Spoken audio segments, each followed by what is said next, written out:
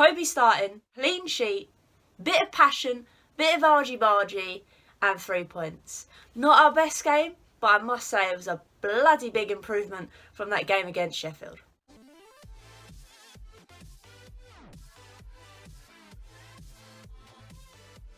Hello and welcome to another episode of Hollie's Hotspurs, and today I'll be talking about that 1-0 win against Everton. If you're new to the channel, please remember to like on this video, comment what you thought of the game below and hit that subscribe button. I didn't predict the scoreline this week, but I think that was a good thing. But what I did predict was the fact that Toby and Dyer both started. I think it was nice. I think Toby just gives us a bit more security. He's a bigger presence at the back, and obviously he's got a lot of experience. The fact that we've only just now decided to start him, I think shows that we actually need that big presence in the back. So it was nice to see Toby Alderweireld at the back. Obviously we saw Davies and Serge at the back, and to be honest, people were saying Sessegnon should have had a start last night, but if we had two attacking wing backs, I think it would have been a disaster, especially against Everton and their wing backs. I just don't think it would have been a match made in heaven. So luckily, I think we all predicted that Davies and Serge were going to start. Then we see Winks come into the side along with Sissoko and Gio. I think Winks coming into the side was a good shout. I think the combination of Sissoko and Gio really complemented the side. I think Winks last night had the best pass rate, which was really nice. I mean, it might have been forward, sideways, sideways, backwards, but it was quite nice to see him slot back into the side. Like I said, I think it's a good combo, those three.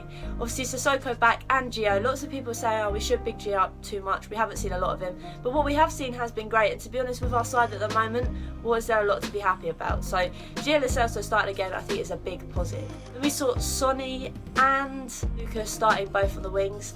I would have preferred to see Stevie B start. I think Stevie B is more of a player that should start. Lucas is someone that should come off from the bench.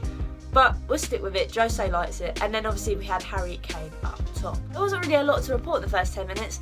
It was a lot of let's pass the ball around, not a lot of going forward. That was the same with Everton as well. It was strange. Everton, I thought, would pose quite a big threat. But whenever they seemed to go forward, the first pass would always be backwards. And I was like, wow. It's like watching Spurs 2.0. The first instinct of us trying to sniff out was a goal was in the 20th minute when Lucas Moura from outside the box just has a strike. It goes goalwards, but it just goes wide. Now, for me, I really do not like Dyer as a CDM, and as a centre-back, I still think he's got a lot of work to do. There was moments in the game where he just drift out of position, move forward and try and win the ball in a midfield position, and that would cause our back line to be all hickety-pickledy. Dyer last night, even though he had Toby next to him, I think he still has a lot of work to do. From coming from a CDM to a centre-back, he wasn't great as a CDM, but as a centre-back, I don't know. I think there still needs to be a lot of work done there. Although saying that, throughout the game, he did manage to clear the ball with his head quite a lot. So that was something to pick up on. Then, in the 24th minute, a bit of magic happens. Take a look at this.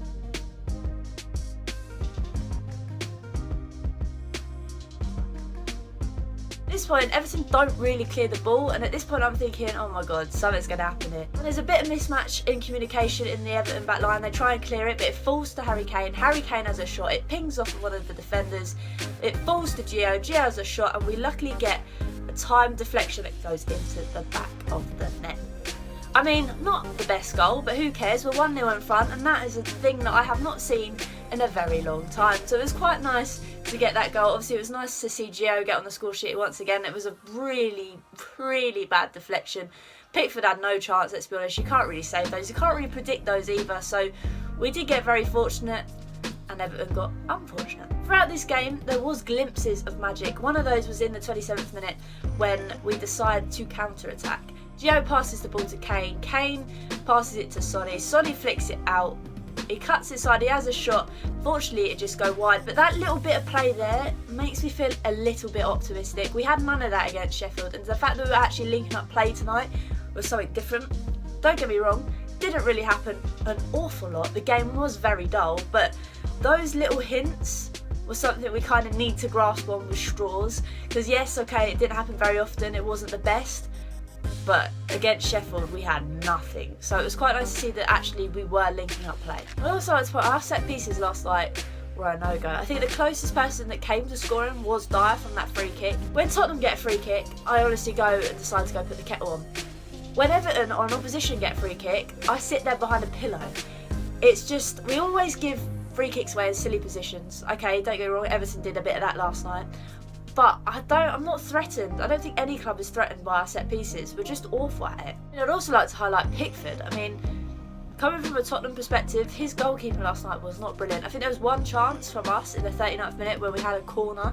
The ball comes in and he just flaps it, he pancakes it, and the thing just goes out again. I mean, it was a shocking display from him. I've heard lots of Everton fans say that they don't particularly rate him, and to be honest, after what I saw last night, I can agree. Every time a shot was at him, he'd pancake it out. It wouldn't stay stuck to his chest.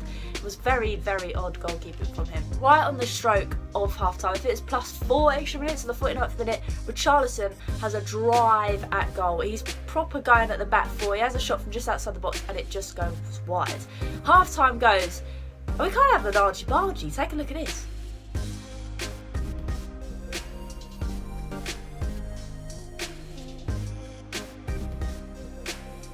For once, ladies and gents, Hugo Lloris has shown why he's captain and has shown a bit of passion.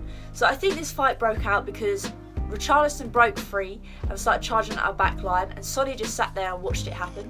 I think Hugo was raging at Sonny because he didn't bother tracking back, and I think that was quite evident in the Sheffield game as well, except we didn't see any sort of passion in that Sheffield game. So I think Hugo was quite right in telling Sonny, look mate, what are you doing? You're supposed to be tracking back there, helping our back four out, and you just let him walk straight past. And to be fair, that was quite a good effort from Richarlison.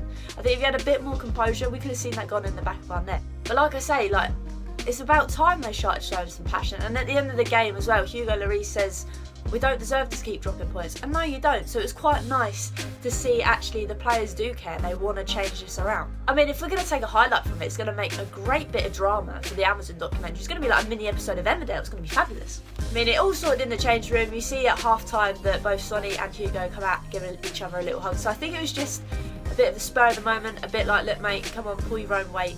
Everybody else is trying to do their bit. You need to pull up and hurry up and do your bit and all. Throughout this whole game, there were so many long balls, and most of those came from Dyer, and it did irritate me. But there was one long ball that came from Toby. I think it was on the stroke of the 50th minute.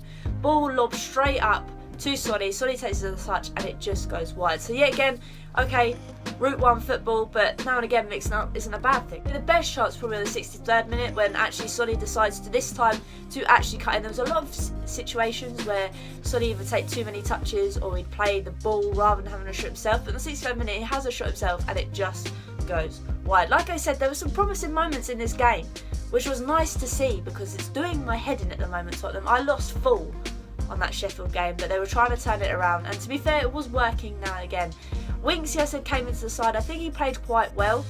He was giving away a few silly fouls which were unneeded. I think there was one on close to our corner flag where they overhit it, luckily, but yeah, it was so strange to see. It was like roles were reversed. I thought Everton just really didn't give anything that match. Everton just seemed to try to drive forward, but then it's when they got near our box, they'd pass it back. Like, there was no conviction in the final third for Everton. The game last night, we actually defended pretty well. Like I said, Eric Dyer moving out of position and again did terrify me, but he did manage to get his head on most things that came into the box. I just think that presence from Toby just really helps. And like I said, Toby came into the side.